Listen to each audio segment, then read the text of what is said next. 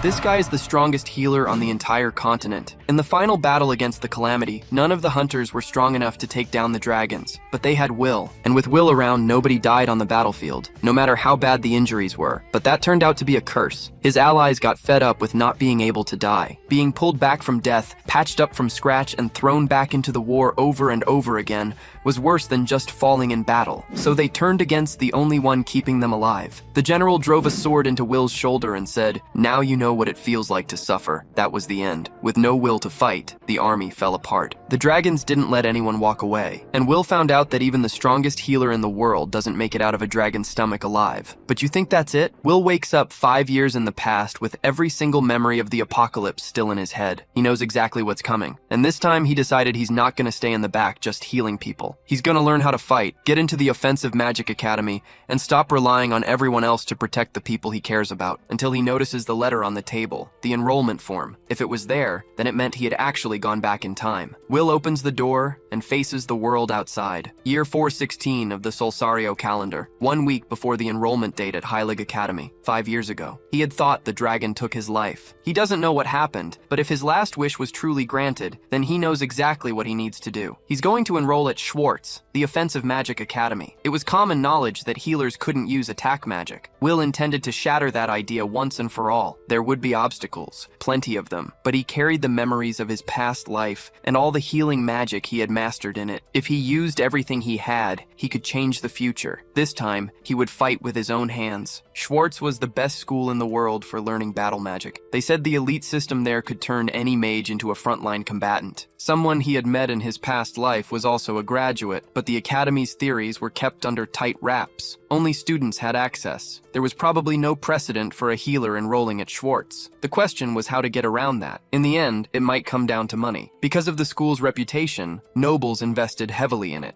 If only he had managed to bring his fortune from his past life. But no. Either way, the reward he received as a healer was generous. The problem was time. Even if he started working now, he wouldn't earn enough before the enrollment date. A voice calls his name. Will recognizes it immediately. His sister. He had gone back to the past, and she was still alive. She asks if his stomach was hurting. Will shakes his head, saying some dust got in his eye. She laughs and wishes him a good day. Will thinks that, in this life, he can prevent the tragedy that happens to her later. His healing magic would be enough. He can save the people he couldn't save before. He says he found something out. His sister wants to know what's going on. The Magic Academy Alliance was an organization that brought together all the academies in the kingdom and made decisions about magical education. At that time, the president of the alliance also served as the director of Schwartz Academy, but there was a period when he practically vanished from the meetings. At the director's estate that same day, he was standing beside a bed. His granddaughter lay unconscious, drenched in cold sweat. He rests his hand on her face and calls her name, Marie. He says today's healer wasn't good enough either, but that he will find someone capable of curing her. He asks her to hold on a little longer. That was why the president kept disappearing. He was completely consumed with caring for his sick granddaughter. In the previous timeline, the healing magic of the era hadn't been able to save her, and she had died. Then someone comes in through the window and asks if the director would be willing to let him take care of that job. The director recognizes the boy right away. It was Will, the scholarship student from Heilig, whose talent in healing magic was well known within the Alliance, though he hadn't expected him to be the type who climbs in through windows. Will scratches his head and laughs. He thinks his past self would never have done something like that, but losing a life might have made him bolder. Either way, there's no time to waste. Not for him, not for the girl, and he can heal her. The director asks what his intentions are. Will says they can talk about that later, and that first he needs permission to treat his granddaughter. The illness has progressed faster than he expected. The two stare at each other for a few seconds. Then the director gives in and tells Will to show him what he's got. Will sits beside the girl on the bed and looks ahead, a little tense. He thinks the director of an offensive magic academy has exactly the kind of eyes you'd expect, the type that ends your life on the spot if you make one wrong move. Even so, he takes a deep breath, holds her hand, and starts using his healing magic. His mana capacity dropped when he came back to the past, but the formulas he still remembers. The formula to treat Zora's illness wasn't supposed to be discovered for another 2 years, but his current self already knows it. The girl opens her eyes. Will lets out a relieved sigh and says, "Thank God it worked." With a smile, he tells her that her stamina is completely drained and asks her to rest. She turns away, slightly embarrassed, and agrees. The director asks if Marie is really okay. She confirms it and says she can't remember the last time she felt this light. The old man nearly bursts into tears on the spot. He says he understands. He understands completely, and that it's an enormous relief. In another room, the director thanks Will. He says that if there's anything he can do for him, all he has to do is ask. Will thanks him and says the request isn't a hard one. As the director just saw,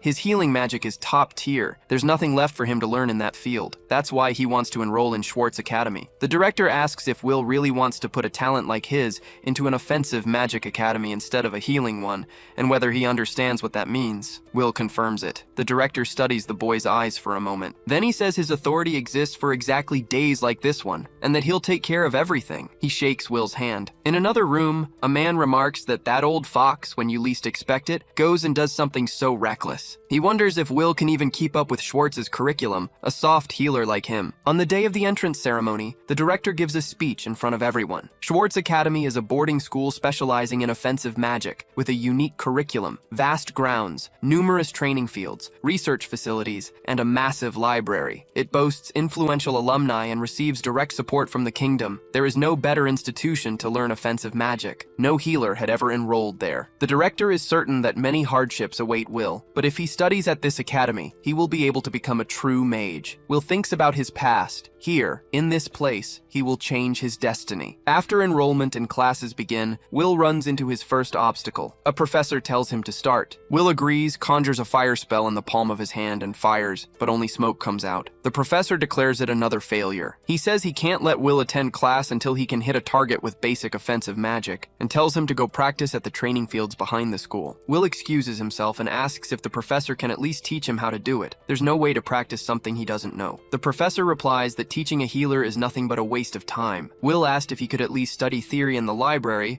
but the professor was blunt. There were no books for healers there. That was when a blonde student cast a spell without warning and fired it straight at him. Will hit the ground. The blonde laughed, asking if he couldn't even dodge a basic attack. This was an offensive magic academy. There was no place for weaklings who didn't even know how to protect themselves. In other words, it was his own fault for taking the hit. The professor agreed with the student. He said Will should ask the Healer Academy to take him back. The blonde, Ulpus, finished with a smile, saying that at least over there, he'd find people kind enough to comfort him. Will got up and looked back with hatred on his face. Later, sitting on a bench outside, Will faced reality. There was no sign of progress in offensive magic. He knew it would be hard. Healing magic and offensive magic draw from completely different sources. Mages convert mana using spell formulas, and the type of mana defines what they can do. Dynamic mana produces fire, explosions, destruction. Healers only possess static mana, but Schwartz had a reputation for forging top-tier battle mages out of almost nothing. There had to be some method here. If he could learn to convert static mana into dynamic, he was confident he could master the rest. The problem was that getting anywhere near the classes wasn't even possible. Professors and students looked down on healers equally. Even so, he couldn't give up. The person he admired had started with little mana and refined everything right there at Schwartz. Coming here hadn't been a mistake. Struggling in the dark wasn't going to get him anywhere either. He didn't have permission to enter the library, but maybe it was worth trying to sneak in. A voice cut through the silence, asking what he was doing outside at that hour. Will apologized automatically, and then recognized the person in front of him. She came closer, looking down, then raised her eyes and met Will's gaze directly. It was Lady Veronica. He felt the weight of that encounter. In his past life, they had fought on the same battlefield. She was a first-class battle mage, and in the final moments, they had been together. Her magic sword could cut through anything in an instant, and now, in this life, he had the chance to meet her again. That was when he noticed. She had her sword in hand. Veronica said she had spotted a suspicious student,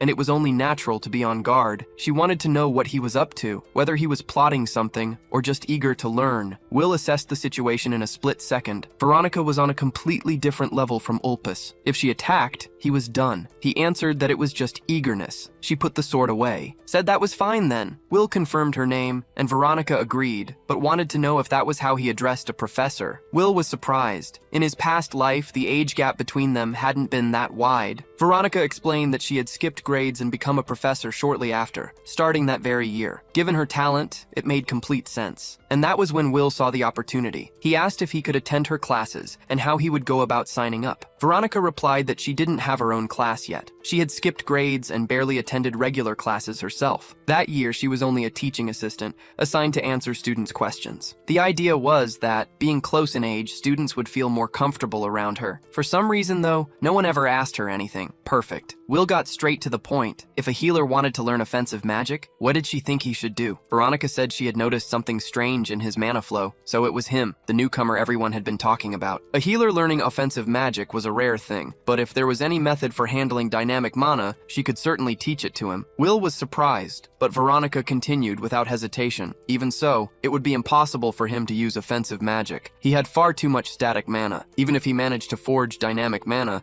it would simply dissolve into the static, and even using an alternative method, the formula wouldn't work. Will asked directly whether there was no method at all for a healer to use offensive magic. Veronica said no. He took in the answer. The plan had fallen apart, but giving up there wasn't an option. If no method existed, he would have to create one himself. He thanked Veronica and said he would think it over more on his own. Veronica said she wasn't done yet. It was true that healers couldn't use offensive magic, but there was a way for a healer to become a battle mage. Will didn't understand what she meant by that. Veronica pointed to the sword at her own waist. Swing it like this, and you can take down an enemy. Then she pointed to the chair beside her, made of wood, built for sitting. But if someone picked it up and threw it at another person, it would knock them down with ease. Nobody thinks of using a chair as a weapon because it was made for something else. How it's used depends on who's holding it, and the same went for her hand. She could give him a light touch. Will was caught off guard. Then Veronica flicked him on the forehead and said she could hurt him that way too. In short, it all came down to application. Anything could become a weapon depending on how it was used. Will got it right away. She was talking about using healing magic to attack. Veronica confirmed it with a nod. He couldn't understand why he'd never thought of that before. He'd never even considered the possibility. Veronica explained that was exactly what defined each person's nature. That's why battle mages had no interest in healing,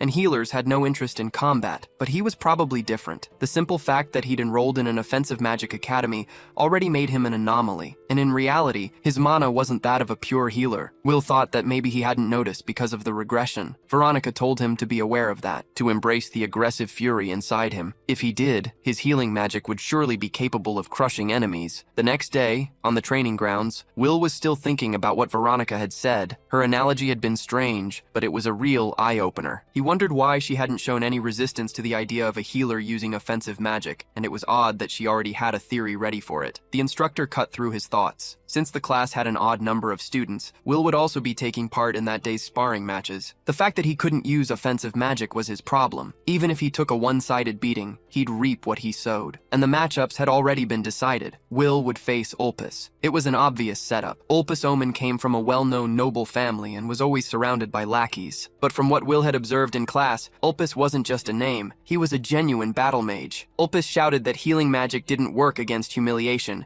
and that Will would be running home crying after taking a beating. Will found his personality irritating in a way he hadn't expected. In the past, he would have ignored it, but this time the guy actually got under his skin. He wanted to test Veronica's theory anyway, and maybe hit back a little. He addressed Ulpis formally and said he wouldn't accept a forfeit. Will replied that he had no intention of giving up, but he had a proposal. If he lost the fight, he would acknowledge that he had no talent for offensive magic and leave Schwartz. The instructor said that was a wise decision. Will continued. But if he won, he wanted permission to attend regular classes. The instructor asked what kind of nonsense that was. Ulpis shouted that a weakling was clinging to an impossible illusion just to face his fear, and that if there was nothing to break, there'd be no fun in it at all. The instructor shut down the discussion. Impossible hypotheticals were a waste of time. Both of them should take their positions. He raised his hand and called for the match to begin. Ulpis focused, summoning several daggers around him. He shouted for Will to behold his blade creation magic. Countless swords conjured from nothing, ready to strike a quitter who couldn't even use basic offensive magic. Will focused right after. He channeled his healing magic,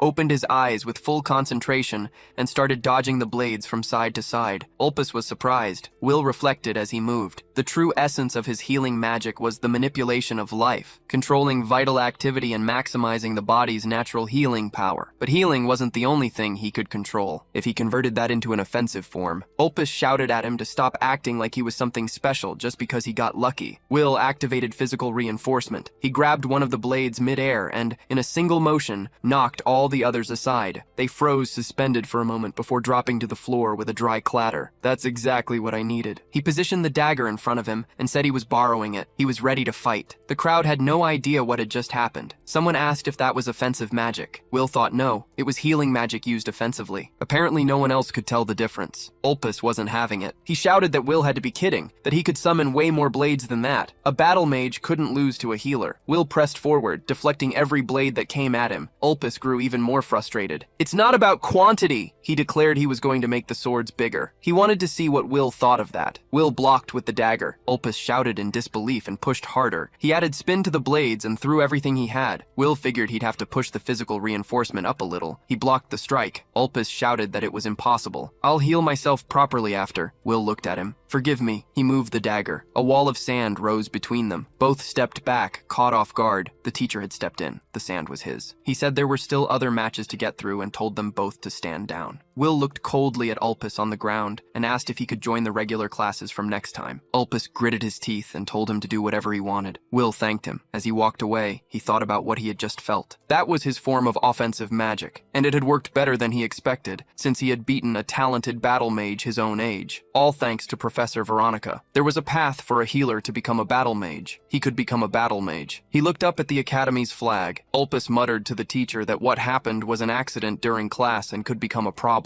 He said he really didn't want to have to report every detail to his father, and that the teacher should understand what that meant. The teacher agreed. They couldn't have a healer acting arrogant around there. In the classroom, Will thought that he could finally attend classes. He was going to learn everything there was to know about offensive magic. The teacher walked in, glanced briefly at Will, and turned back to face the class. He announced that the lesson would be about magical tool creation. They were going to assemble ice bombs. He would hand out the materials and they should follow the instructions while infusing mana. Will recognized the format. At the Healer Academy there was a similar class, but there they only made potions and recovery items. It made sense that here they were making weapons. They probably expected everyone to infuse dynamic mana, but for magical tool creation, the nature of the mana didn't matter as much. Most of it depended on the materials. He should be able to handle this class without any trouble. He started adding the powdered flame tree branch to the ice golem fragment. Then the mana stone began to glow differently. Will threw it away with physical reinforcement. The explosion shook the back of the room. Will lay on the floor, surrounded by ice spikes, staring at the ceiling like an idiot. The professor called him out on the spot. He wanted to know what Will thought he was doing. Will explained that the stone had activated before he even infused it with mana, but the professor wasn't interested in excuses. He was docking points from his grade. Laughter came from the back of the room. Ulpus laughed along with everyone else, staring at Will with that strange expression. Will glared back. In the next class on magical creatures, a salamander stood right in front of him. The professor warned that students with low grades should sit in the front row and pay close attention. Will had barely finished processing how close he was to that thing when the salamander spat fire at him. He blocked it with a pot. The professor asked why he was holding a cauldron. Will said it was necessary. The cauldron was confiscated, so that's how they want to play it, Will thought. They let him sit through classes, but they have no intention of letting him actually learn anything. A girl was watching him from a distance, with a slightly uneasy expression. The harassment didn't stop there. The professor kept calling on Will to answer questions about material he had never seen. Outside the classroom, someone told the instructor that Will had been misbehaving, and he went without dinner because of it. Back in the dorm, Will lay down, staring at the ceiling. The wind was blowing against him at this school, and it was relentless. There was still a mountain of problems ahead, but he was making progress, and he couldn't let this petty harassment get in the way of that. On top of that, he had fought with his own hands for the first time, and won. He really could become a battle mage. He had also gotten a textbook. He needed to go over the day's material. The next day, Will arrived at the classroom and there was no one there. It was time for class, but the professor hadn't shown up. The only other person there was that girl from before. It seemed like the class had moved rooms and no one had bothered to tell them. Will walked over and excused himself. He asked if she thought the classroom had been moved. She said she had been thinking the same thing. Then she added, since she was the only one there with Will, the student, the professor, and everyone else hated, she figured that was exactly it. I think we're on the same side, she said. Hated loners go well together. Will found the line a bit sharp, but her tone was grim enough to feel sincere. Either way, he was glad to make a friend. He said it was nice to meet her. She said the pleasure was hers. Her name was Erica Glenn. Will told her she was his first friend at the academy. Erica replied that in that case it was hard to avoid. After all, he barely attended classes and, on top of everything, he was a healer. Everyone said healers were weaklings. She herself attended every class and was a battle mage, but she didn't didn't have any friends either. Will thought about that. Setting her personality aside,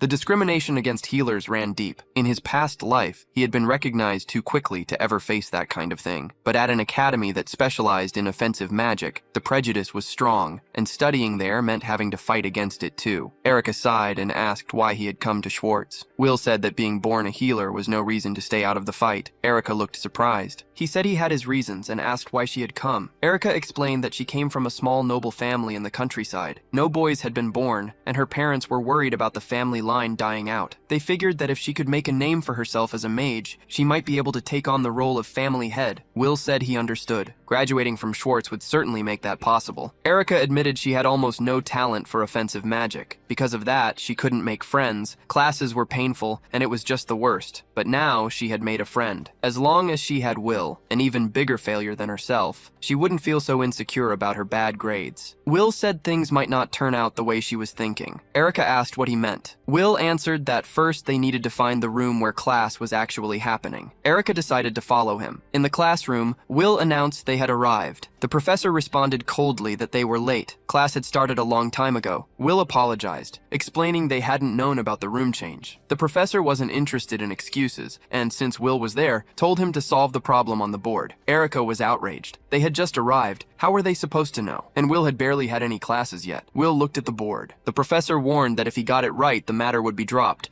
but if he got it wrong, he'd lose points. Ulpus commented that at this rate, Will would fail out in no time. Even so, Will picked up the chalk. He started writing. The class watched in silence, some already expecting him to fail. But Will finished, turned to the professor with the complete magic circle on the board, and asked what he thought. The professor was surprised. It was correct. He told Will to sit down, and Ulpus let out a gasp of shock. Erica couldn't understand how he had done that. Will returned to his seat with a calm smile and kept following the lesson. After class, Erica ran after him wanting to know how he had solved the problem. Will explained that it looked complex, but it was just an application of the examples in the book he had studied ahead of time. Erica asked if he had read that book on his own. Will confirmed he had read it the day before. The Schwartz textbook was flawless. It covered everything from the basics to advanced applications. No fluff, exactly what you'd expect from the best magic academy. Just reading it was enough. On top of that, he had always been good at theory, and the reasoning he carried from his past life helped a lot when it came to understanding offensive magic. He ended up staying up late, but it was fun. Erica's jaw dropped. The material was too dense to absorb without a professor, and she had thought Will was the weakest student in the class. If he was at that level, where did that leave her? She asked him not to leave her behind. Will placed a hand on her shoulder and said it was fine. He'd teach her whatever she didn't understand. They were friends after all. Erica thanked him. Will thought to himself that he hadn't come to Schwartz to make friends,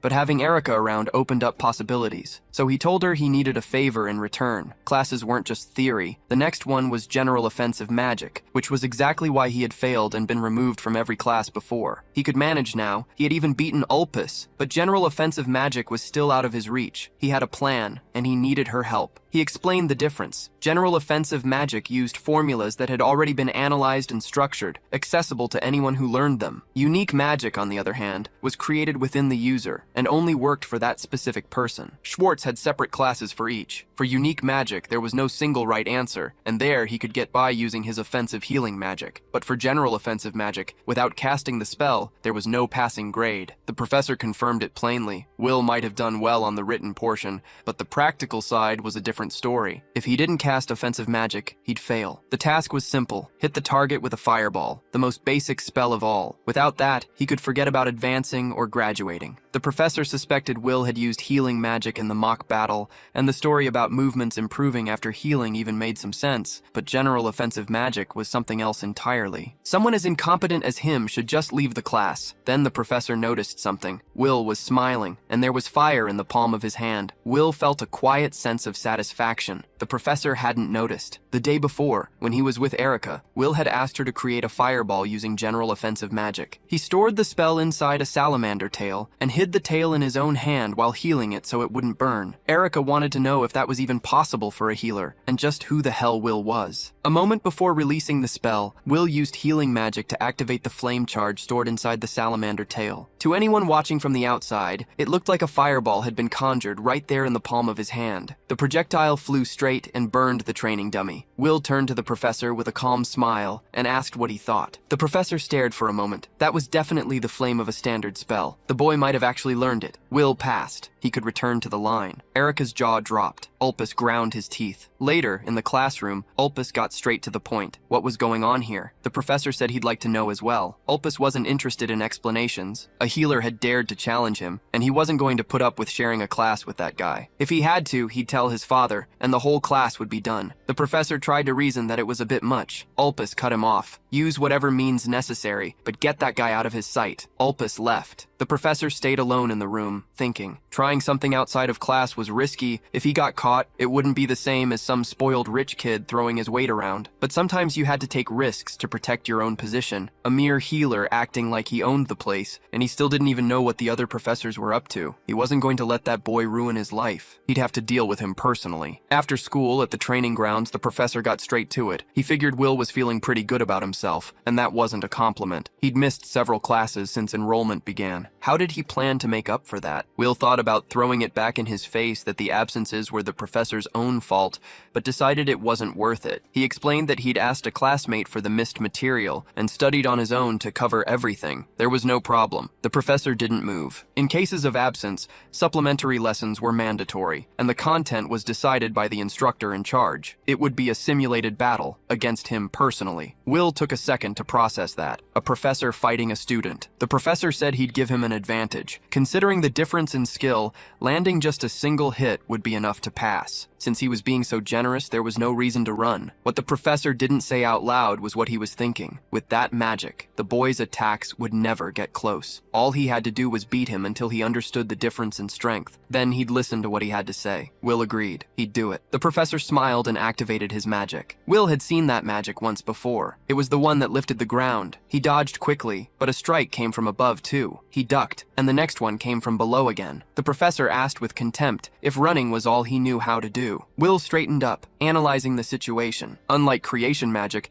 this style manipulated the existing ground itself. That's why it was so fast, and the range of attack angles was enormous. But it wasn't unavoidable. He leaped, dodged the strikes, and pushed forward. The professor activated another magic circle on the ground, raising walls on either side of Will to trap him between them. He smiled. Will used the walls as leverage and jumped over them, closing in with his weapon in hand. But when he got close enough to land a hit, the professor turned to stone. Will pulled back from the spikes. The professor said the boy was weak. He couldn't even break through his absolute form with that level of power. He'd never heard of a healer using healing magic to attack, but it was just a cheap imitation. Wanting to be a battle mage with such pathetic magic was almost laughable. Will responded calmly. Through healing magic, he had studied the human body in depth and learned that humans generally live while unconsciously holding back their own strength. The reason was simple. The body can't withstand its own full power. If someone tried to exert a force beyond that limit, their own body would break. The professor shot back with contempt. Will was just trying to lecture him because he couldn't win against offensive magic. Will calmly replied that either way, even removing the limiter to release more strength, the body would come out damaged. But he was a healer. It didn't matter if his arm broke. The professor was caught off guard. Will stepped closer with a crooked smile, saying he hated pain, but he could just heal himself on the spot. So let them test it right now. He moved with full force. The hit landed clean, and the professor's glasses flew through the air. Will said it wasn't a good idea to decide a student's limits in an arbitrary way. He had learned that when Professor Veronica suggested using healing magic offensively, and there was nothing more foolish than declaring something impossible, he could become much stronger. But before he could finish the sentence, Will turned sharply and dodged a strike coming from the professor. They stood face to face. The professor was holding his own glasses, visibly furious. Will said he figured the professor would approve if he landed just one hit. The professor told him to shut up. There were no witnesses around. Admitting he had taken a punch from a healer was something he couldn't accept, and he launched a volley of stones. Will remarked that releasing the limiter wasn't just for punching. He drove his foot into the ground and shot toward the professor at an absurd speed. The professor barely had time to process it. The stone wall wasn't rising fast enough. He squeezed his eyes shut, then looked to the side, trying to figure out if the movement had stopped. But he couldn't move. The hits kept coming, and time seemed to have slowed down around him. He pleaded mentally for Will to stop. The pain was unbearable, far worse than being hit at normal speed. He couldn't escape, couldn't even scream. He just begged, in silence, for it to end. Then he was thrown back. His body hit the ground hard. Will walked over and said that for him, it had only been an instant. The professor, still on the ground, demanded Will explain what he had done. Will replied that unlike the professor, he could explain it just fine. At the exact moment the punch landed, he had activated sensory enhancement on himself, originally a healing spell for people with deteriorating vision and hearing. By pushing his reaction speed to an extreme level, his senses became absurdly sharp, making 1 second feel like dozens of separate moments. He had wanted to know how much it hurt to take a hit in that state. Then he asked if he had passed the lesson. The professor said yes. Will added one more thing. He knew it would be hard to get rid of deep-rooted prejudices, but if the professor kept going down that path, he would make sure the man got well acquainted with exactly what kind of pain his own body was capable of feeling. All he wanted was to attend classes without being bothered by other students. Could the professor guarantee that? Later, in the hallways of Schwartz Academy, the professor walked alone, still trying to process what had happened. He had always believed healers were weak, with no combat ability, meant to obey offensive mages, but Will was different. He didn't just have fighting skill, he had real killing intent. Ulpus appeared and asked if the lesson was over, remarking that Will was 1 step closer to expulsion. The professor told him to shut up, and to stop messing with Will. Thinking of him as a simple healer was a mistake Ulpus couldn't afford to make. Ulpus said that wasn't what he wanted to hear, and reminded him that if he told his father everything, the professor knew what would happen. The professor told him to go ahead and do it. He paused, thought for a second, then added, if Ulpus went to his father over this, there was a good chance it would be him getting expelled, not Will. Instead of the Omen family making their move as expected, it seemed like Will would be the one extending his claws in the future. Ulpus was left alone in the hallway. He slammed his fist against the wall in frustration, cursing the situation that was closing in around him. A few days later in class, Will yawned. Things were pretty peaceful. The professor had apparently talked to Ulpus because he would sometimes glare at Will with resentment, but he never did anything. That let Will focus on his studies, though it wasn't enough. To change humanity's future, he needed to get much stronger. The idea of using healing magic for physical enhancement was solid, but what he was doing was basically just punching and kicking through brute force. Sensory enhancement worked for intimidation, but compared to the versatility of a battle mage, he still had a long way to go. He needed to think of new approaches. He called for Veronica. She said that before anything else, she wanted to tell him something. Will asked what it was. The professor said he had done well. It had become a big topic among the faculty. For a healer, keeping up with classes at Schwartz was quite an achievement, though most of them seemed pretty unhappy about it. Will thought he could have guessed as much. He asked if she was hiding the fact that it was her who had advised him. Veronica said she wasn't hiding it. She simply hadn't had the chance to say anything to the other professors. Will realized she was also something of an outsider among her colleagues. Even so, he said it was a relief. Everything had been thanks to her advice, and he would have felt terrible if his actions had put her in a bad spot. Veronica replied that she didn't mind that, so he didn't need to worry. And besides, she was grateful. As she had said before, because of the nature of healers' spirits, none of them would ever think to put that theory into practice. Then she drew her sword. She said she was curious to see what a combat healer actually looked like. Will asked what she was doing. Veronica replied that she wanted to assess his current state, since he wanted advice on how to get stronger. Will said fighting her was a bit much. She replied that there are no breaks on the battlefield and lunged at him. Will was caught off guard and stepped back, but managed to block the strike with a dagger. Veronica's strength began to overpower him. She kept pressing forward, blow after blow. Even with his reaction, speed amplified by magic, Will could barely keep up with her. Up close, it was clear it wasn't just speed. Her movements were refined, calculated to unleash a relentless barrage. Forcing his body to keep up through physical enhancement alone had its limits. He had one shot, the speed he hadn't shown her yet. He needed to catch Veronica off guard. He focused force into his foot and went for a thrust. Veronica was surprised, but she moved her sword with precision, deflected the strike, dropped low, and cut the blade from his weapon. Will stared at her in surprise as the sword fell to the floor. He let out a slow breath. Veronica sheathed her sword and said she was impressed. She hadn't expected him to force her to use her magic sword. Will said she had barely broken a sweat. She replied that she had assumed he would just be a healer fighting like a battle mage, but he had skills that put him in a different class. Someone genuinely talented. Will thanked her. The professor added that she liked the ambition and that he was right. Pure physical effort wasn't enough. Will said that no matter how much he pushed past his body's limits, there was a ceiling to what he could do. Veronica replied that a sword isn't only for striking. It can thrust. It can be thrown aside. There had to be other ways to use what he had. Will said nothing had worked so far. She continued. He probably lacked real combat experience. He needed the feel of actual battle to give shape to his ideas. She asked if he hadn't noticed something during their fight just now. Will asked if he should keep training with her. Veronica said it wasn't a bad idea, but that as it happened, there would be a training exercise coming up soon. Will thought about it. Something similar had existed in his past life too. The joint training exercise between the three schools. The Offensive Magic Academy Schwartz, the Healing Magic Academy Heilig, and the Sword Academy Silbern. Students from each school would form groups and take on real subjugation missions. He hadn't participated when he was at Heilig, but in this life, he would take down monsters and change the future he knew. It would be his first real hunt. Veronica stared at him without reacting for a moment, then explained, to participate, he needed to prove his skills in the Academy's selection exam. She had heard about a student being called a prodigy among that year's freshmen. Will needed to aim for first place before any of that. Will asked how the exam worked. Veronica explained that the candidates fought each other. Around 100 people signed up every year, and those who showed strength were selected. Will took in the information. Everything came down to combat. He figured there would be few candidates willing to participate on their own, but that proactive attitude must have been part of Schwartz's style. The thought brought memories to the surface. He wondered what his mentor was doing now. Veronica added that either way, the so-called prodigy had already surpassed some of the teachers. Reaching first place wouldn't be easy. Will figured the kid must be better than that professor,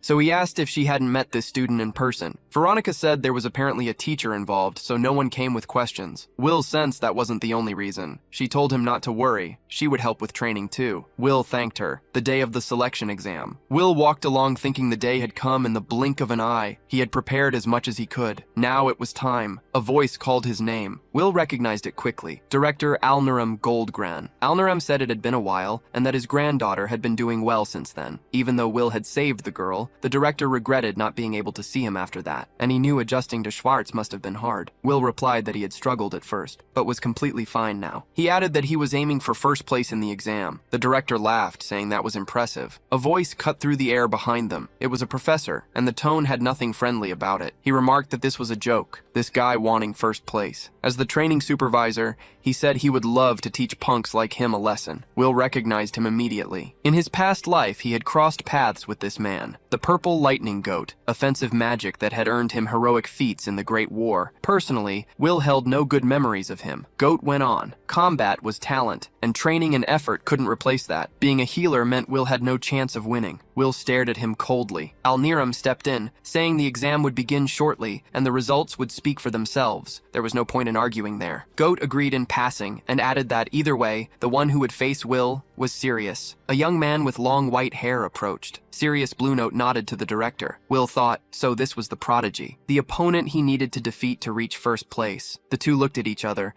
and there was something lit up in both their eyes. Alniram remarked that hot blood was good, but it was already time. They should head in. Everyone walked toward the arena. The other students buzzed in the stands as the participants lined up in rows. Will noticed Erica among them and asked if she was participating. She replied that if she didn't, they would cut her attendance in some classes. Ulpus fixed Will with a look heavy with anger. Will smiled at Erica, who made it clear she would rather be anywhere else. Alnaram took the floor, saying he was proud to see so many participants once again that year. He asked them to let passion and fighting spirit guide their hearts. He explained that the preliminary round was a survival match. Whoever lasted until the end would advance to the main event. Will ran the numbers in his head. 100 people on a battlefield. A lot of people. Alnaram anticipated the reaction and told them not to worry about the numbers. Then he raised his staff. A massive portal opened beneath everyone's feet. The ground turned into a starry sky. The students looked around, unable to understand what was happening. Alnaram announced that off they went. Will appeared in the middle of a forest. He recognized the place. It must have been the one behind the academy. A voice sounded nearby, asking if he could hear. The teleportation had scattered everyone on their own. They should avoid strong enemies and cooperate with anyone they knew. Starting positions depended on luck. Will muttered that a spell capable of teleporting 100 people at once was just absurd. The director ignored the comment and declared the selection exam had begun. Will jumped immediately, landing on top of a branch. He compressed his presence to a minimum, suppressing his vital signs so he wouldn't be detected. But when he looked back, there were already 3 students fighting each other close by. One of them ordered his golem to advance. A girl ran toward the 2 of them with a magic hammer in hand. A third one, blonde, unleashed a blizzard and froze both of them in place. Will watched everything carefully. It was a good opportunity to study a variety of offensive spells. It would be a waste to stay on the defensive just trying to pass the test. And besides, he wanted to test a few things himself. The golem boy defeated the other two. He celebrated out loud, saying everyone must have seen how strong his golem was. Will appeared behind him before he finished the sentence. He grabbed his head firmly and activated the consciousness disruption spell. The boy passed out on the spot. Will looked at him for a second. The technique manipulated the flow of life to force the opponent to black out. It required direct contact with the head, so it was hard to use without a clear difference in power, but it neutralized without causing any injury. Professor Veronica would be pleased. He turned and dodged a series of knives that cut through the air toward him, embedding in the ground all around. Will sighed. Ulpus, you never learn. The noble said he didn't know what he was talking about, that he just wanted to pass the exam, and that he was going to use everything he had to do it. The two companions behind Ulpus moved in together. Ulpus conjured knives with his magic formulas. The second coated the blades with poison. The third replicated everything with shadows, multiplying the poisoned knives several times over. Ulpus warned that the knives would pierce skin at the slightest touch. In that quantity, it didn't matter how fast Will was. He wouldn't be able to dodge all of them. The blades were launched. Will calculated quickly. He could neutralize the poison with healing magic, but taking scratches from all of that, even with physical enhancement, was going to be a problem. He activated the healing spell in his hand. Then something threw itself in front of him. The golem blocked everything, absorbing the knives like a shield. Ulpus didn't understand. The golem belonged to the boy Will had taken down. Will figured out what had happened. Healing magic normally only works on living beings,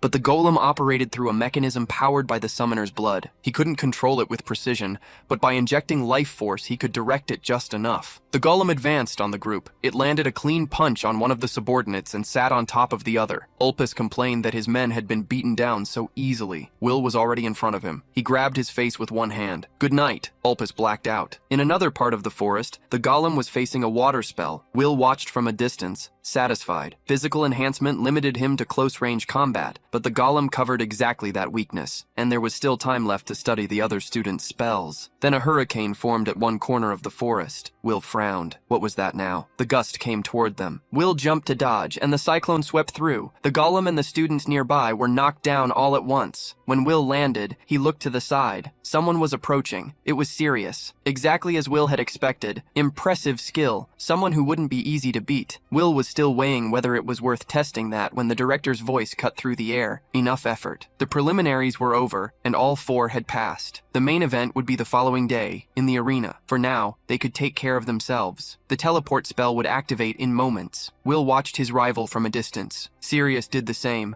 holding his gaze without looking away, until he disappeared along with the others. Will couldn't wait for the next day either. Back in his dorm room, he opened his journal and wrote a few things down. What he could do before the main event, what he needed to think about. The night was quiet. Outside, in the hallway, not so much. A few nobles were grumbling among themselves. That guy was way too strong, and he'd even healed everyone who'd been knocked out. Wasn't that enough to make them give up? Ulpus told the two of them to shut up. They came from weak families, so they didn't understand. The Omen family's teachings were clear. Healers had no place among real mages. If anyone found out he was being held back by a healer, what would his father say? The other two exchanged a look. They said he could do whatever he wanted, but they weren't getting hurt over it anymore. And they walked off down the hallway without looking back. Ulpus stood there, anger simmering. He didn't need magic to get rid of Will. In his room, Will was studying as usual when a knock came at the door. Too late for a normal visit. He felt something was off before he even opened it. It was Ulpus. He wished him a good evening with a smile and asked if Will didn't think the moon looked beautiful tonight. Will got straight to the point. What was he planning? The noble replied that he just wanted a peaceful conversation. He said, with an almost relaxed honesty, that he hated healers, and that he'd already done quite a lot to get Will expelled from the academy. Will figured he'd neutralized most of it. Ulpus said he was tired of going around in circles. The message was simple. Will should leave Schwartz. Will said that at least he respected the honesty, but he wanted to understand. Why put so much effort into making him the villain? Ulpus shot back that he didn't need a reason to mistreat healers. It was no different in the Omen family. Anyone born a healer was sent to the remote branch. Ulpus's older brother was one of them. Even when people mocked him, the guy just laughed. An offensive mage and a pathetic healer were completely different things. Will said those were deeply rooted teachings for such a prestigious family. Ulpus agreed, without irony. And that was exactly why Will should leave Schwartz. That was no place for healers. Will asked if Ulpus really thought he was just going to say yes. Ulpus said he'd make him say it. There was a family Will would want to protect, wasn't there? The servants outside had already done their research. Will had grown up with his sister in a remote village. He must miss her quite a bit. If Ulpus gave the right instructions, what would happen to her? He left the question hanging. Then he stepped closer and asked if he'd managed to convince Will now. Will said yes. Ulpus told him to go pack his things immediately. That was when he felt his neck being grabbed. Will threw him back and twisted his arm into a position that left no way out. Ulpus begged him to stop. He was going to break his arm. Will said he'd already made his decision. The crack came.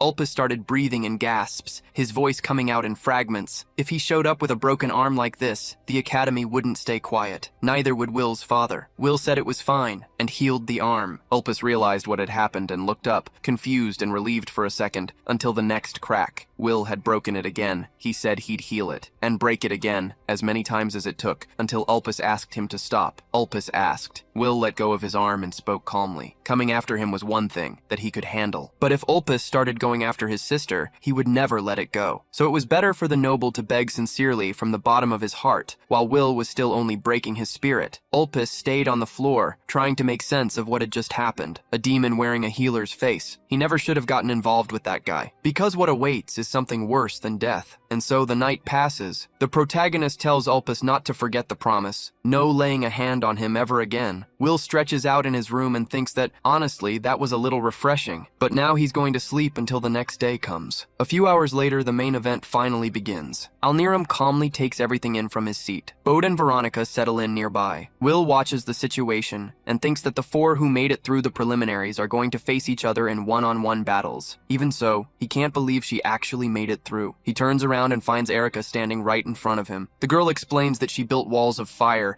and used that strategy without having to defeat anyone directly. Will thinks back. The offensive mages ran from the start, but she couldn't have survived just doing that. Erica smiles and says that since they're friends, he could go easy on her. Will says no. She fires back that she made it through the preliminaries on her own and is now aiming for a high evaluation. A professor announces the start of the battle. Erica prepares a fire spell and casts it straight at Will. He blocks with his own arms, thinking it was orthodox fire, that kind of flame he can regenerate through easily. He even feels a little sorry for Erica, because he's just going to have to hit her. But then he notices something is off. There was something different about the fire. Erica launches another fireball and warns him it's not over. Will dodges to the side and realizes the flames that hit him before still haven't gone away. That was Erica's unique magic. Fire with an abnormal persistence. The raw power is average, but if he keeps getting hit repeatedly, it'll be dangerous even with healing. When he saw the walls of flame earlier, he thought it was just a property of the salamander tail, but it was Erica's influence. Now he understands how she created barriers so hard to break, and in a way, that reflects her stubborn personality perfectly. The crowd goes wild. Everyone shouts that she's good,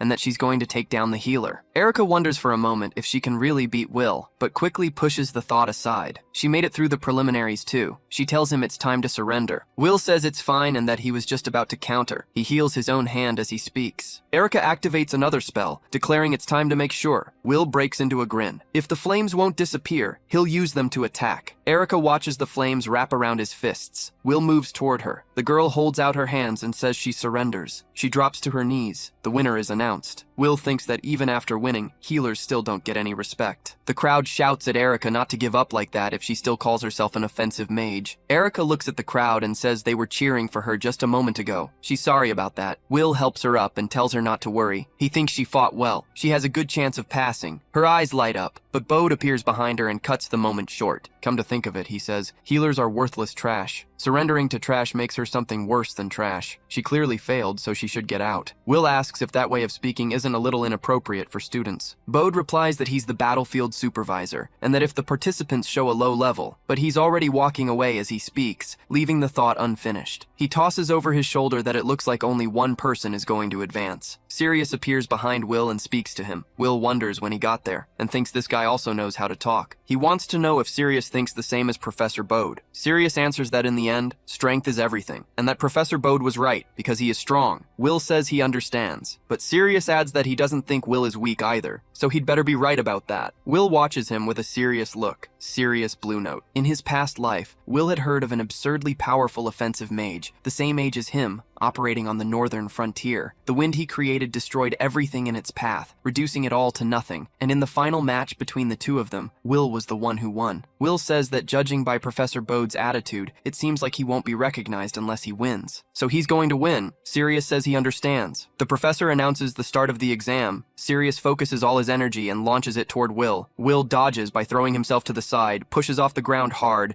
and charges at his opponent. Sirius stays completely still and blasts him away with a gust of wind. Will puts his hand out in front to protect himself, thinking he understands the pattern, but he can't get close enough. The two of them face each other. Sirius remarks that Will is fast, which is a problem. He prepares another spell and releases another blast of wind. Will realizes that, unlike the tornado, this blast sends everything flying away. If he takes a direct hit, he'll be thrown out of the arena. It's time to use that. He touches the ground. A tree bursts from the ground, growing in seconds into a massive structure right in front of him. Erica's eyes go wide. That was healing magic too? Will had gotten even stronger. Will keeps a smile on his face and asks what Veronica thinks. Veronica looks at the tree and starts to speak, but Will cuts her off. He explains that he channeled life force into the plants and made them grow rapidly. He learned about offensive plant magic at the bookstore and figured he might be able to apply it. With that, he has several tactics depending on the type of plant. Then he starts losing consciousness and falls into Veronica's arms. She asks if he's alright. Will confirms it, wondering if he had drained his mana. The book didn't say it was such a heavy technique. Veronica says exactly what she was thinking. Destroying is easier than healing. Healing magic consumes far more magical power, and recreating something with it is probably more inefficient than using regular offensive magic. Will acknowledges that he needs to choose carefully when to use it. He never had the talent for offensive magic to offset the cost, but he pushed past his own limit. On the other side, Sirius raises his hand and releases wind blasts that split the tree in two. Will analyzes the pattern as he watches. A tornado that hurls enemies away, a blast that explodes the sides, wind blades for large structures. Anyone who gets close gets hit by the tornado.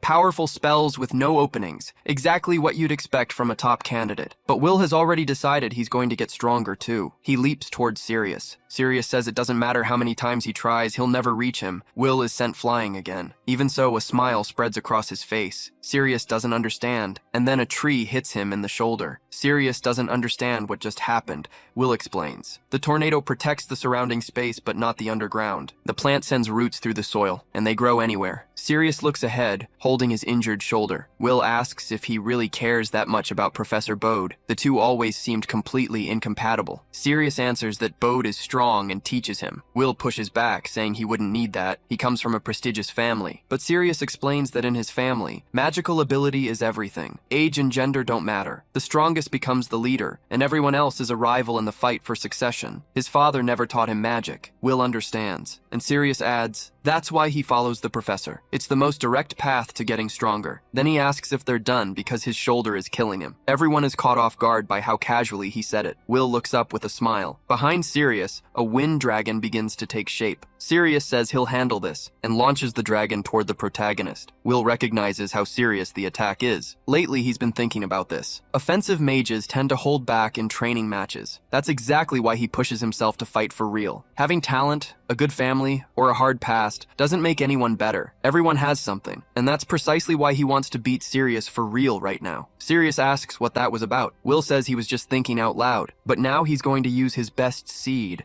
Vines shoot up in front of him, leaves unfold in the same instant. Will summons the Yggdrasil, the world tree, with everything he has. Normally, it would take a long time to grow like this, and forcing that growth drains far more magical power than any other plant. But the more power he puts in, the more power it carries. The tree charges toward the dragon. The dragon splits the tree in two and keeps coming. Sirius sighs. He watches the pieces of the tree fly through the air. Then they start to glow in the sunlight. Sirius doesn't understand. How is it still in one piece? Will explains. This plant has an absurd vitality. Even a single branch can keep growing without stopping. While Sirius was generating the dragon, his defense was wide open, and the world tree didn't waste the opening. The Yggdrasil hits Sirius dead on. Sirius crashes to the ground, injured. Will points a blade at him. Sirius says he lost. The announcement rings out. The winner is Will. Will. The crowd buzzes with excitement. The healer beats Sirius in a direct duel. Maybe he really is strong. Sirius stares at the ground and sighs. Will reaches out a hand, saying it was close. Exactly what you'd expect from a prodigy. Sirius replies that it still wasn't good enough. Will doesn't get it. It was a great fight. Before he can say anything else, Bode appears and hits Sirius with a lightning strike. The boy goes down even harder. Bode kicks the tree off him, then pulls him into his arms and tells him he failed and that he'll train him again. The crowd murmurs that he has a really harsh way about him. Bode turns to everyone and says the same goes for any idiot watching. He can't accept a healer finishing in first place. Dead silence. Will questions whether this is going too far. He's the one who won, but that doesn't mean Sirius is weak. It was a good fight, and if they fought again, Bode cuts him off. He says Will shouldn't even bother responding to him. Talking about a good fight, about future potential, that's nonsense. On the battlefield, ability is everything. Whoever loses gets treated like trash and loses their life. Simple as that. Will thinks that Bode is doing this to his own student. Then he speaks. He defeated Sirius and proved his ability. Being a healer doesn't mean being weak. Bode replies that this level of strength. In the past, Bode and his classmates pinned Will against the wall. Will said that healers don't fight, but they can help everyone with their healing magic. It was a division of roles, and without teamwork, humanity would perish. Bode was silent for a moment. Then he spoke. His students stood on the front lines to buy time while the others escaped. But those cowards were taken down by small monsters as they ran. The students who stayed behind and fought with nothing to gain lost their lives,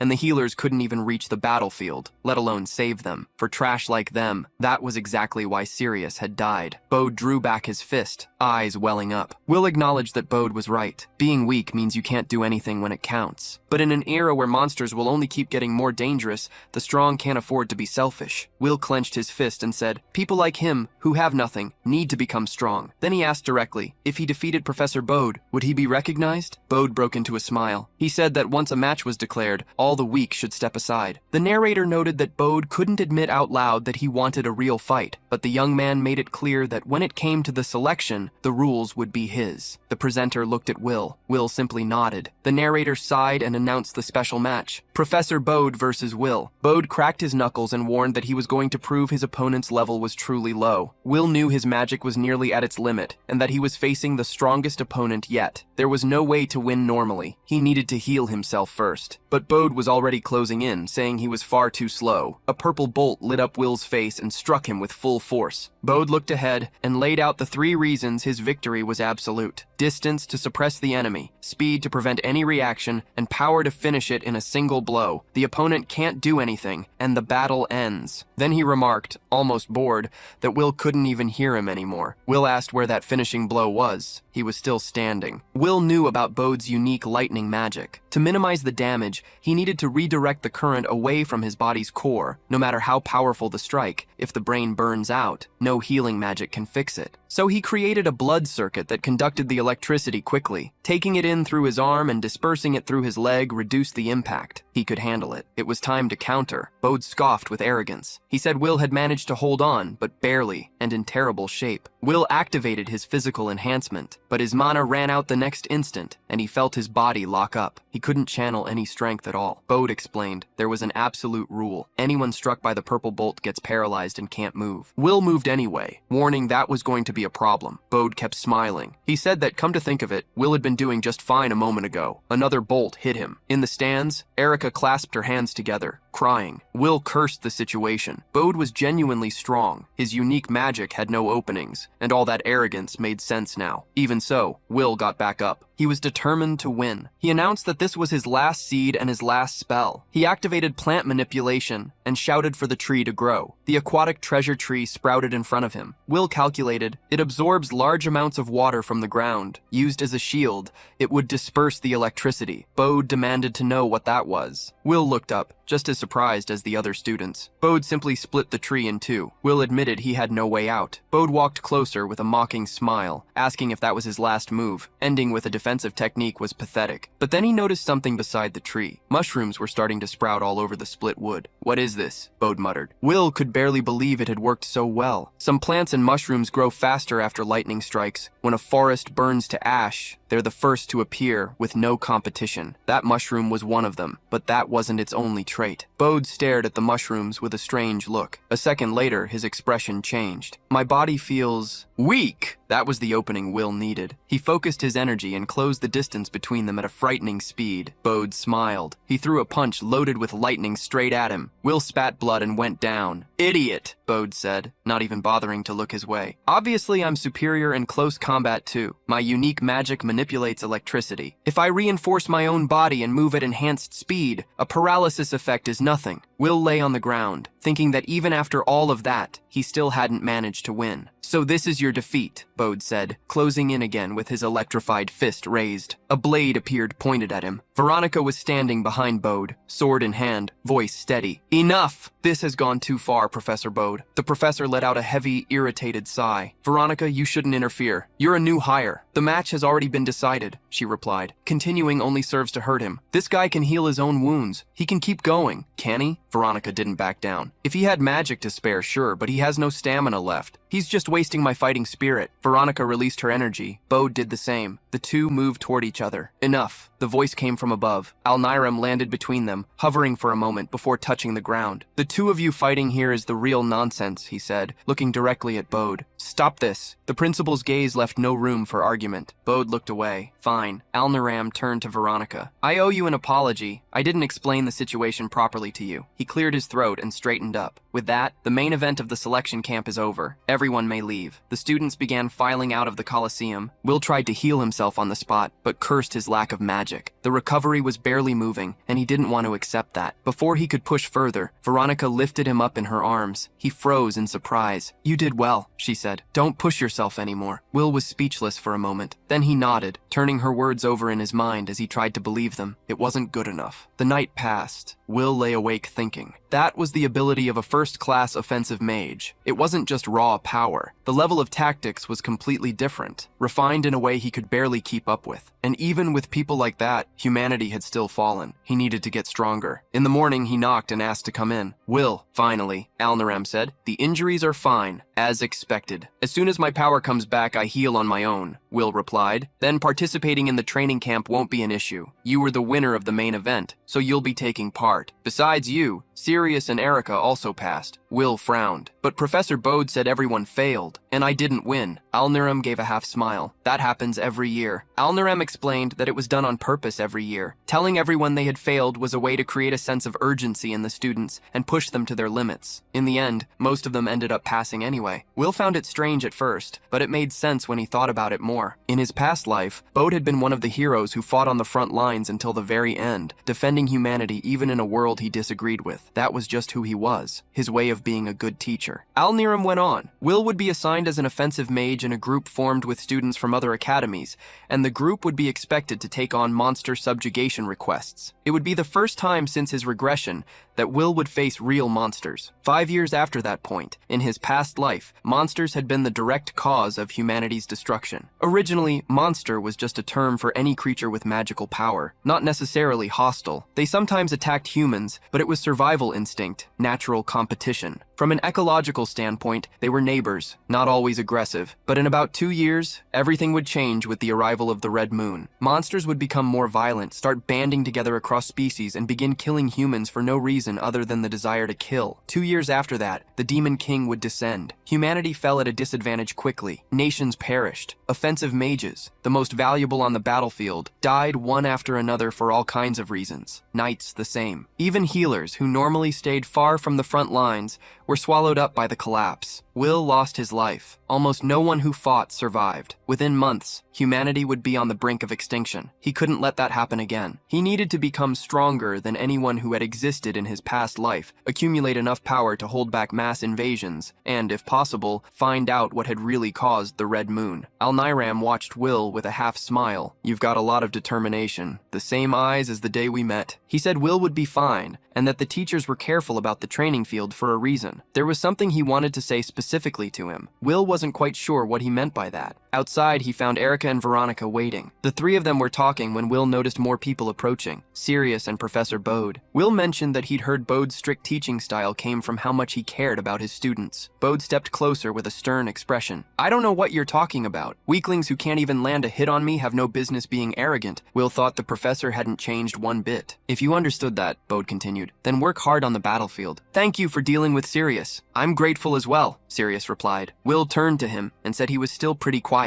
Sirius gave a restrained smile. "Thank you. Because of that, I was able to focus completely on training and get even stronger. That's Professor Bode's way of teaching. As long as you survive and manage to get your revenge, it's not a defeat." "That's a good lesson," said Will. "Get stronger." Sirius broke into a real smile and bumped his fist against Will's before heading toward the carriage. Will thought that having more capable offensive mages was always a good thing, and that he would make sure the battles against the monsters went in their favor. Veronica said it was time to go. Will was already on his way. Inside the carriage, Veronica explained the mission. The Dunkel Forest was ahead. This time, the request was to subjugate goblins in the forest. Each group would be made up of 3 students from different academies, Schwartz, Heilig, and Silbern, plus 1 teacher from one of the schools as support. Erica asked if the groups were already set. Veronica confirmed that Erica was in the same group as her. Erica thought that was better than being stuck with strangers, even if Veronica made her a little uneasy. The professor mentioned that Will's group also had something different about it, but that they had already arrived. It was better to go see the Silbern participants who were already on site. Will knew who they were from his past life, but they had never been properly introduced. A girl called his name, ran up to him, and hugged him before he could react. "I've been waiting for the day I could finally meet you." Will turned red on the spot. "Wait a second, I have no idea who you are." The girl stepped back, not looking the least bit offended. "That makes sense. We never properly introduced ourselves after all." She straightened up with a smile. "My name is Marie Goldgran, granddaughter of the director of Schwartz Academy, Alniram Goldgran." Will's jaw dropped. Will stood still for a second, processing. So it was her, the girl he had taken care of. He never imagined they would meet again. He asked how she was doing, and Marie said she was doing great. She apologized for not thanking him properly before, but Will said there was no need. Her grandfather had recommended him to Schwartz in return, so they were even. Marie shook her head. She wanted to repay the favor somehow too. Since she had no talent for magic, she enrolled in Silbern and threw herself into fencing. The result was reaching the top of the academy exams. "Turns out I have a knack for the sword," she said, laughing. Will thought about that. From bedridden to first place in the exams in such a short time, she was absurdly talented. Marie took his hands firmly. "You can count on me, Master Will. That's why we ended up in the same group." Will smiled and said they would give it their best together, and he understood in that moment what the director meant when he said he was counting on him. Marie turned suddenly, saying someone from Heilig had arrived and that they should go greet them. Erica commented that their group seemed well put together, and Veronica agreed. The atmosphere was already good. Marie looked around, searching for the other group members. She asked if Master Ren and Turf had arrived yet. Will recognized the name. The door opened, and a man appeared asking everyone to be patient. They were on their way out. He stopped outside and introduced himself as Master Ren, wanting to confirm whether those were the students joining his group. Will felt something tighten in his chest. It was his mentor. In his past life, this man had been his master and the best healer he had ever known. He celebrated internally at being in the same group. Behind Ren, a scholarly-looking young man appeared, complaining that the professor still hadn't come down properly. Marie identified him as Master Turf and introduced herself. Turf said it was a pleasure, but his eyes went straight to their joined hands. "And you are?" Turf asked in a tone that didn't hide the disdain very well. "Will, from Schwartz, an offensive mage," Turf muttered. Ren stretched without any ceremony and declared that this was their group. They could do as they pleased. He would be watching. Marie frowned, questioning that attitude. Will thought that was exactly how his mentor had always been. He stepped toward Ren and asked if he could call him mentor. Ren raised an eyebrow, wanting to know why. Will explained that he could use healing magic, but had never had a teacher for it, and he wanted to learn from him. Ren was surprised. An offensive mage who also used healing. He said he thought he had heard something about that, and that the group's formation seemed intentional. When Will asked if that was all right, Ren shrugged. "Call me whatever you want." Marie immediately said that if Master Will was calling him that, she would do the same. Turf tried to object, but it was no use. Erica and Veronica exchanged a glance. The group was already way too friendly. Each team received their designated area, with the cabin serving as a base. The goblin territory was a little deeper into the forest. As was customary in combat, healers didn't go to the front line. They would stay at the base. Marie pointed out that Ren was a healer,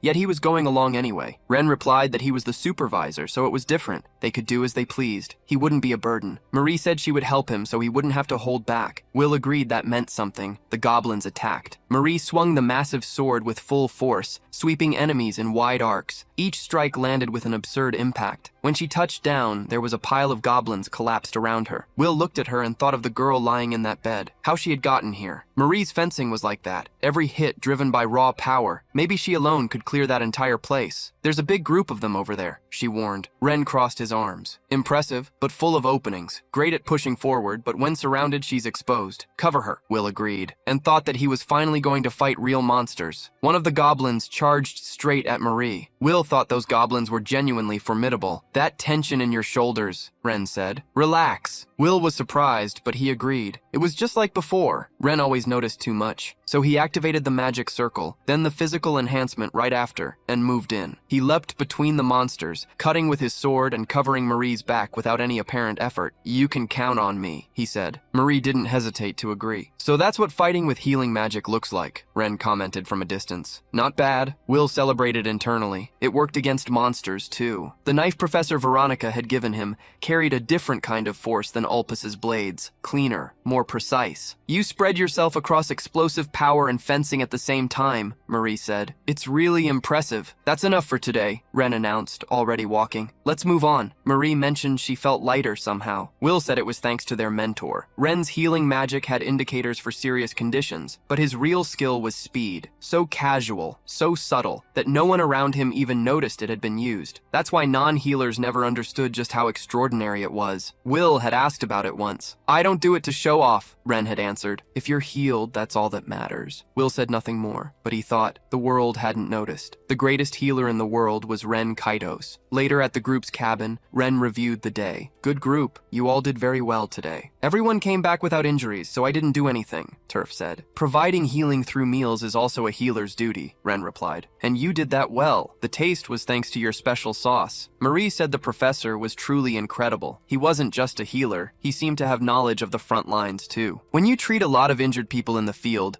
basic knowledge accumulates naturally, Ren said. That's why the professor rarely shows up for regular classes, Turf added. He's always heading out there. Isn't it dangerous? Marie asked. I have confidence in my ability to run, Ren answered. Will kept eating in silence. He thought, he says that, but he can't run without saving people first. Losing his mentor had been a massive blow to humanity, not just because he was an exceptional healer, but because he was the only one who knew what to do in combat. Fate could change for him and for the others, but there was still time before that incident. Will looked down at his bowl and finished his soup. In this life, he wasn't going to let his mentor die. The group kept enjoying the night together. In the forest, the goblins gathered around an unknown figure. It offered them the power of the red moon. The goblins began to grow violent. A giant goblin moved toward the group. The next day, they went back to subduing monsters. They exchanged thoughts on the previous battle, and their teamwork improved noticeably. At the pace they were going, they'd be done the day after. They pressed on. Ren stopped suddenly. Let's head back. Why? Marie frowned. We haven't run into any monsters yet. That's exactly it, the professor said. There's no sign of anything. Goblins have a strong sense of territory. When outsiders get close, they advance, just like they did yesterday. We've walked far enough and found none. What's going on? Will asked. I don't know, but on the battlefield, trust your instincts. We head back for today,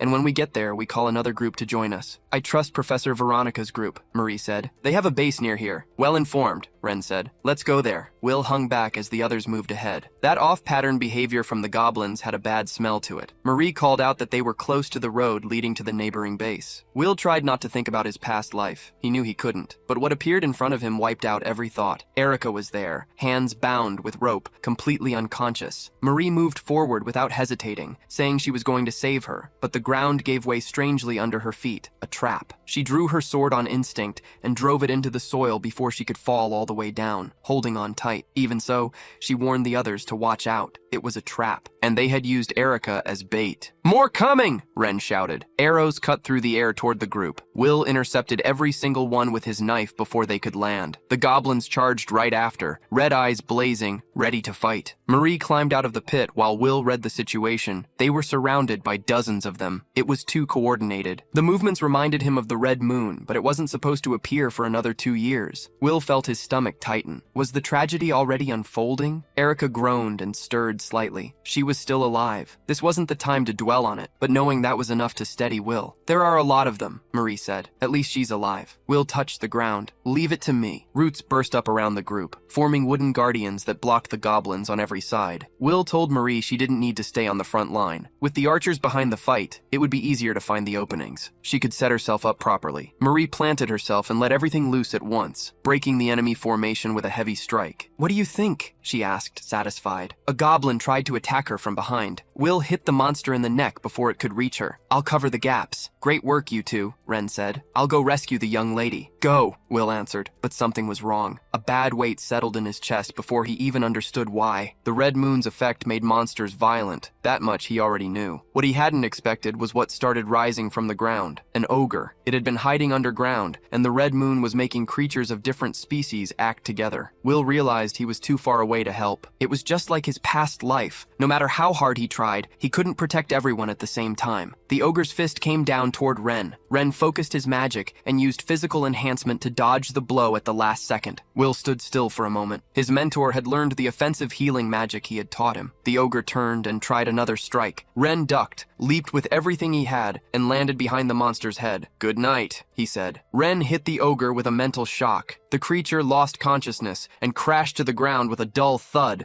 while the mentor landed lightly behind it. Will walked over and commented on the move he'd just seen. Ren replied that a good mentor learns from his student too. Will said that was exactly what he expected from him, and Marie declared it had been incredible. Ren started untying Erica and warned that they needed to get out while they could. Will considered that, with the mentor's strength, they could probably handle everyone there. The wooden golems were still holding the line. Ren told him to stop being an idiot. He had only put the ogre to sleep. He was a healer, and even though it was a monster, he had no intention of hurting the creature. Once the effect wore off, the ogre would be fine. Will said that was exactly the person he knew. They cut through the goblins and ran. After taking down a few pursuers, the monsters seemed to give up the chase. Will said they could catch their breath there. Ren used his healing magic and asked Erica to wake up. She slowly regained consciousness, disoriented, asking where she was. Marie told her she was safe. Will apologized for asking right after she woke up, but he needed to know what had happened and why she had been alone. Erica held her head, trying to gather her thoughts. She remembered that the previous day's subjugation had gone well, but they hadn't been able to eliminate all of them. When the group was regrouping, something went wrong. Professor Veronica had disappeared. Will asked about that, and Erica confirmed it. Veronica had left a note asking them to wait, that she'd be back soon. But Erica got anxious, and in the middle of an argument with the other two, she ended up going after her. Will figured that was exactly what the others must have told her, and she hadn't been able to say no. There was nothing funny about the situation. One wrong move and the girl could have lost her life. None of them were prepared to deal with that difference in class. Erica said that as soon as she entered the forest, she smelled something sweet. The next thing she remembered was now. Ren noted that the goblins had some kind of sleeping drug. The trap, combined with the fact that they were working alongside the ogre, was strange. But there was no time to analyze that now. Their base had to be nearby, and they needed to regroup with the other two. On the way back, Erica asked them to stop. She stood still, staring ahead with a look of shock. The base had been destroyed. Marie said she had thought about this before. Goblins are extremely territorial and normally don't leave their own territory, so farther away should have been safe. But now she wanted to understand the reason behind this. Will reflected that proactive attacks against humans were a trait of monsters during the Red Moon, but there was no way to explain it right now. Ren noted there were no signs of a struggle, which meant the two had fled somewhere. He was going to look for them. Will, Erica, and Marie should join Turf and get out of the forest. The group agreed without question. Ren also warned them not to assume the base was safe and to stay alert. The group ran back. Will asked if Turf was okay. The boy answered that dinner wasn't ready yet. Marie thanked him for being safe and sound, and Turf turned red. Will said he'd explain everything later,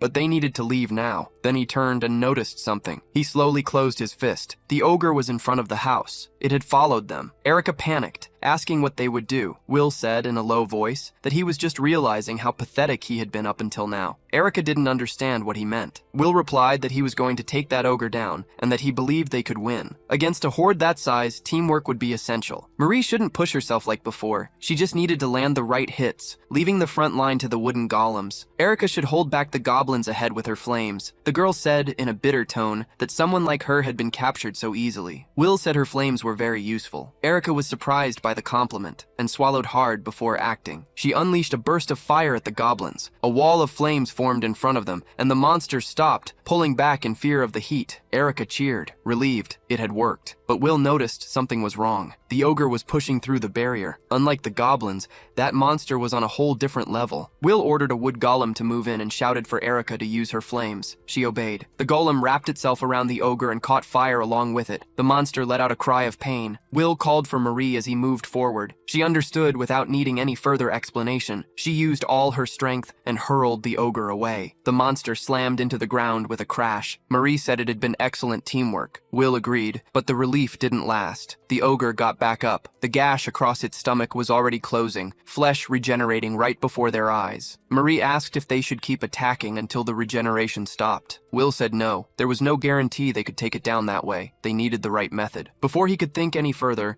Erica warned that something was coming. Will raised his knife and blocked the impact. The ogre was throwing goblins like projectiles. Will knocked down the ones that reached him, muttering that they were pretty inconvenient projectiles. Erica warned that more were coming. Marie deflected a goblin with her sword, saying in a firm tone that she'd return the favor, and hurled the monster right back. Then she said Will seemed to have a plan, so they'd handle the goblins. Will moved forward, saying he was counting on them. The group split up. Erica and the wood golems holding back the goblin horde with area attacks, Marie dealing with the ones the ogre was throwing. Will went straight for the ogre. The monster looked down and swept its claws in a low strike. Will dodged and answered with several quick slashes from his dagger. The ogre grew even more furious, letting out a roar, and the cuts began to close. Will appeared behind the monster. He said they were full of openings, but that was the point. He pressed his hand against the back of the ogre's neck and activated life overload. The monster's heart began to convulse. An agonizing sensation took over its body. The ogre even cried out in fear before exploding from the inside out. Will stepped down from the remains with a smile on his face. It made sense. The ogre's regeneration worked well enough, but life overload had destroyed the body from within. With no body left, there was nothing to regenerate. He said now, only the goblins remained. It didn't take long. Will separated one from the group. The head hit the ground, and then finally, it was all over. Marie declared it was a complete victory and hugged them both. The protagonist agreed, praising the group's coordination. Erica still didn't quite understand how they had pulled it off. Will said it wasn't time to celebrate. The others were still in danger. That was when a gust of wind cut through the forest. The protagonist recognized it immediately. It was Sirius. If they followed that tornado, they could regroup with the other teams. Sirius stood still, motionless after using his power. Will assessed the situation and concluded he was fine. The protagonist agreed, relieved that everyone had come out unharmed. Bode then caught their attention. He wanted to know what that strange group composition was about and where the instructor and the others were. Ren appeared, answering that they were right there. Will ran to the master, saying he had found the two of them. Ren replied that the tornado had helped quite a bit. It drew enough attention to locate them. He said Will had done well using it and that he was glad no one had gotten hurt. Erica laughed. Bode noted that the mood was good, but someone was missing. Will confirmed, Professor Veronica. Bode said he wasn't worried about her,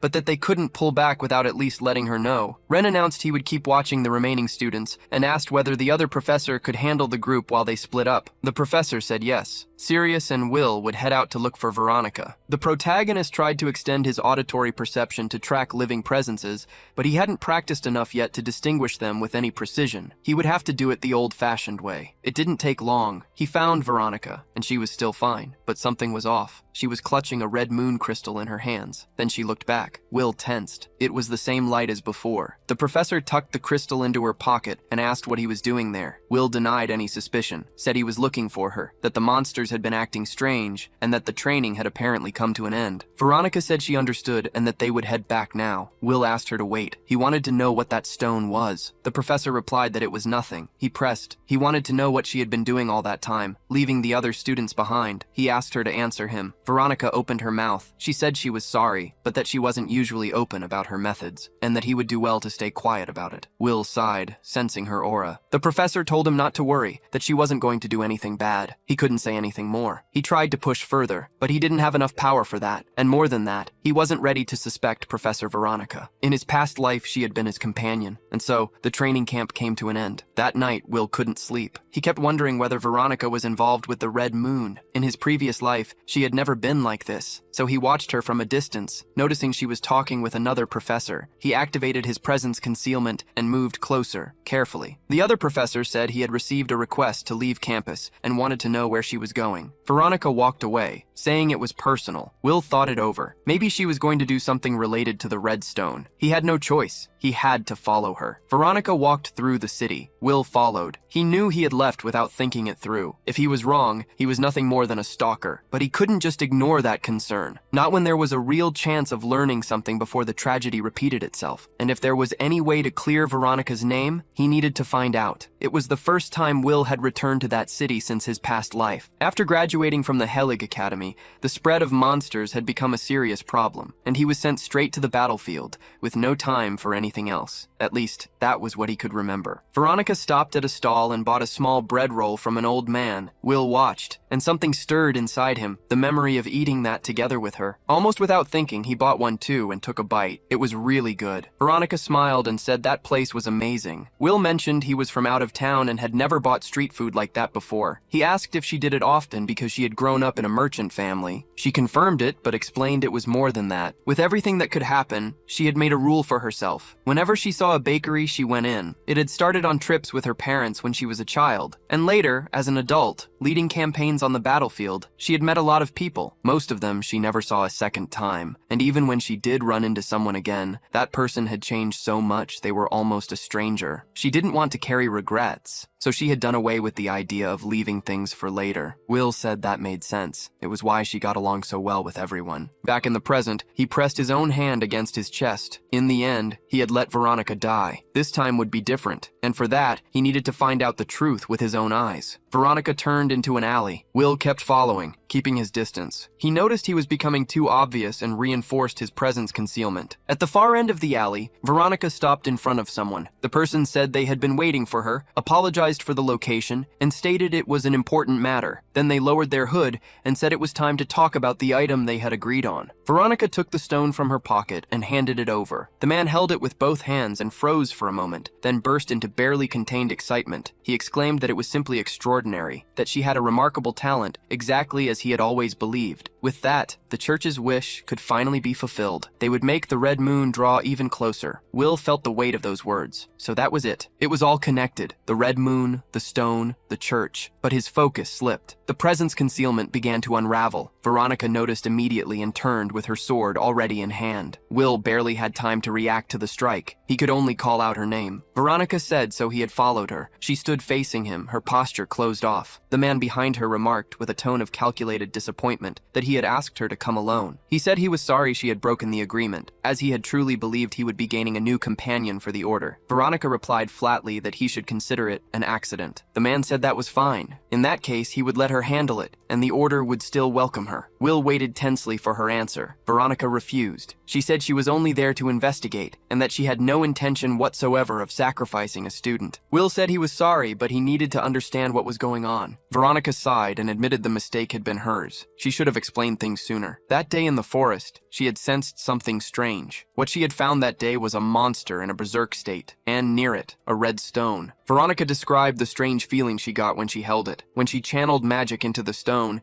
it let out an intense red light. That was when the man approached, remarking that finding someone with that kind of potential in a place like this must have been the work of a higher order. He wanted to prove the mission had been worth it, but Veronica wanted to know who he was. The man said he would have liked to talk more, but there were rules. If she wanted to understand what the stone was, she would have to accept two conditions. Keep the stone glowing with the light, which would serve as proof of qualification, and not tell anyone, going to the place they would point her to. He said he was sorry to put her through a test like that, but that he truly hoped to see her among them. That was why Veronica had gone there, to investigate. She figured that understanding what was happening was better than letting something bad happen without knowing the cause. Will said the explanation was still incomplete. Veronica agreed and apologized, but Will replied that he was relieved. She clearly wasn't a bad person. The man sighed, saying that her declaration of interest in the order had been a lie, and that it made him sad. He threw the stone away, remarking that it wasn't like him to discard someone with so much talent. Will recognized the stone in the air. It was the same one Veronica had received near the water, but before anyone could react, it started to glow blow. The monsters around them went into a frenzy at that very moment, and 8 dragons emerged from the water. The man watched with admiration, saying that even among the Order's members, those who could awaken that much power were rare. Those water dragons were exceptionally strong. Veronica counted 8. Will said he could handle half. She turned him down before he even finished the sentence. It wouldn't be necessary. Veronica moved in with her sword magic and cut all 8 heads off at once. Will murmured that it was what he expected from her, but the teacher didn't let her guard down. She kept her eyes on the dragons. The heads hit the ground, and then they moved. Will asked if he was seeing that right. Veronica confirmed it. The dragons were still alive after being decapitated. He wanted to understand. What kind of regeneration was that? Capable of surviving without a head and without any healing magic. Something was wrong there. One of the dragons came straight at Will. He stepped aside and drew his knife, landing a strike on the creature's body. He already knew how tough that hide was. Will grabbed onto the dragon and said he needed to test a theory. He would take that one. Veronica said she understood, but told him not to push himself too hard. Will replied it would be quick, released his body's physical limit, and pushed forward with full force in his legs. He grabbed the dragon's head with both hands and pulled with everything he had. What came out wasn't a head. It was a tentacle. It was a kraken. Veronica understood immediately. It wasn't the head regenerating because it had never been a head to begin with. That was an octodrakon. Soft body, deceptive form. The monster spoke. It said Will had uncovered its true form in an instant, and that was impressive. The Order didn't evaluate combat ability, so it wouldn't be able to eliminate him there. At that point, it would act against their wishes anyway. It introduced itself as Alroot and declared it would bring them both down with its own hands. Will looked at Veronica and asked if she could handle the monster. Her sword magic would probably be more effective against that type of creature than anything he could do. Veronica said she would follow his call, but she couldn't put a student in danger. Will grabbed her hand. He activated physical enhancement and said he'd be back after taking down Alroot. She just needed to stay safe until then. Veronica smiled, calling him a reckless student. Then she turned and said fine, but that he needed to watch out for one thing. That man probably had something extra up his sleeve. Will was surprised. She went on, saying he had already proven it wasn't impossible. He moved forward. Alroot remarked that he was very fast, then touched his own chest, saying he was too. Will lunged with the knife, and the mage blocked with his staff. Will hadn't expected that. Alroot said he seemed talented at everything. The two pulled back, repositioning for the duel. The mage noticed he had taken a cut to the face. It hurt, but he could heal it. Veronica watched from a distance and explained. The red stone emitted a passive flow of mana that resembled offensive magic. In other words, Alroot was a healer who could fight. Will asked how he knew the combat methods for healing magic. Alroot answered that, of course, he didn't, but watching someone like Will in action, he was able to learn, as if Will himself were his teacher. Will thought that this had once existed as a combat method for healers. He wanted to know how far these people had come. Alroot said that at this point, it was clear Will had been talented from the start, and that he was very envious. He would love to meet the person who had taught him. He asked what Will thought, whether he had any interest in joining the Order. Will said he had to be joking. He would never become one of those pieces of trash, not even if he were reborn. The healing magic in his hands took on a reddish hue. Alroot was surprised. He said that was a shame then. He moved toward Will, declaring he would finish him off right there. Will blocked with the dagger. He thought that Alroot's physical enhancement was strong. The Order, the red stone, healing magic combined with offensive magic, there was a lot he still didn't understand. But he would get every answer from this man, and maybe, somehow, he could prevent the tragedy. He deflected Alroot's staff, spun in the same motion, and kicked the mage away. Alroot steadied himself on his staff and admitted that at this rate, he would actually lose, but he said he had the Order behind him. He activated something, body corruption. One of his eyes turned red like a fox's. His arm began to warp, twisting into a monstrous shape. Alroot said it was absolutely magnificent. Will thought that this was far beyond any normal physical enhancement with healing magic. He wanted to know who Alroot had learned it from. The mage answered that everything came from the Order's teachings. Before that, he had lived a dull life, not thinking about anything. He was a healer hired by magic units, following orders from arrogant people, every day the same as the last. But as a healer, he also knew how to see, and what he saw was a world full of people who didn't deserve to be saved. The Order gave them power and awakening. So Alroot's life had finally begun to shine. Will said he didn't know what Alroot had realized, but what he was doing was wrong. If he kept going like this, a lot of people would lose their lives. Alroot struck his own deformed muscle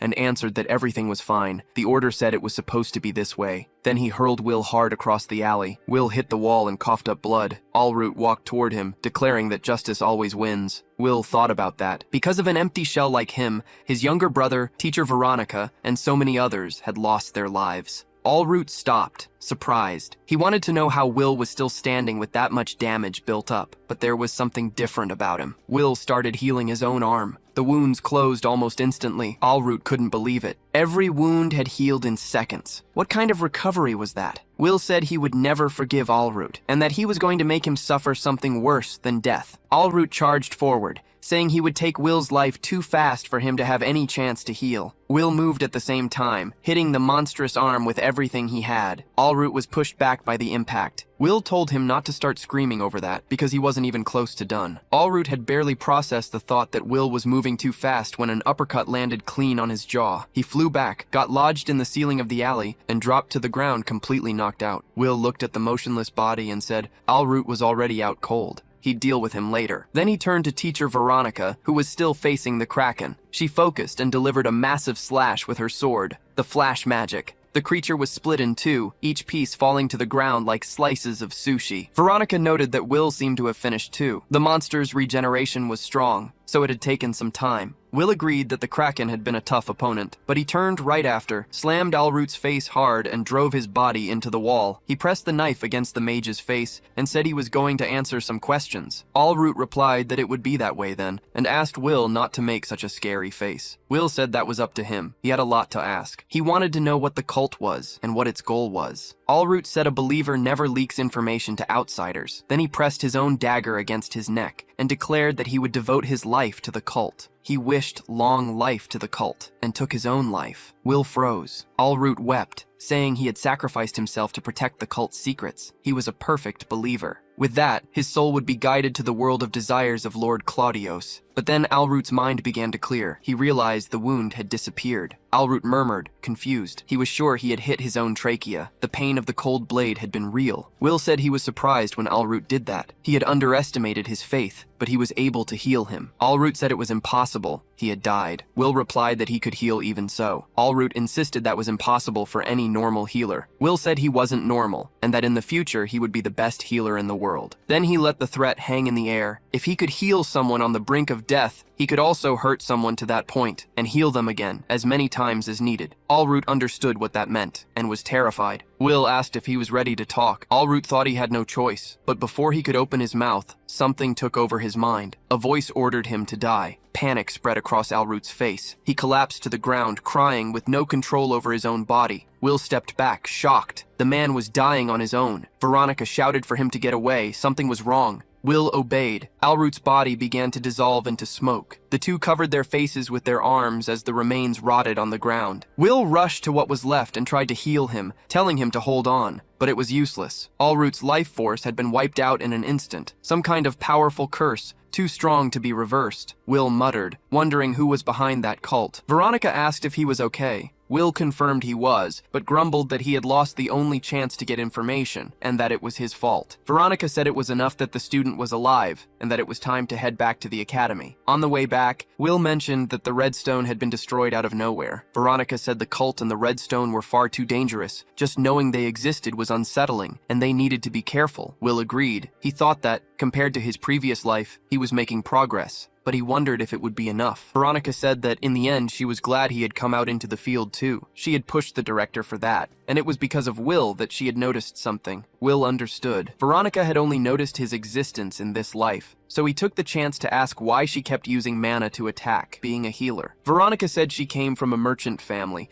and had always had plenty of chances to interact with healers and attack mages. Maybe that was why. Will said that if that alone were enough, mana research would already be far more advanced. Veronica admitted she couldn't explain it properly. It was like someone had told her something when she was young, a vague feeling, hard to pin down. Will wondered if that person might have some connection to the cult. Veronica changed the subject and asked if he wanted to eat some bread. Will was speechless for a moment, then agreed. Even with so many mysteries still open, Will had managed to find a clue to steer away from the destruction he knew. Of course, he was also punished for leaving without permission. Elsewhere, in a noble mansion, a man died quickly. There was a vampire bite mark on his neck. A voice asked if he had died, and said it was now coming for her. The woman sighed. She said she would do it if it was an order from the cult.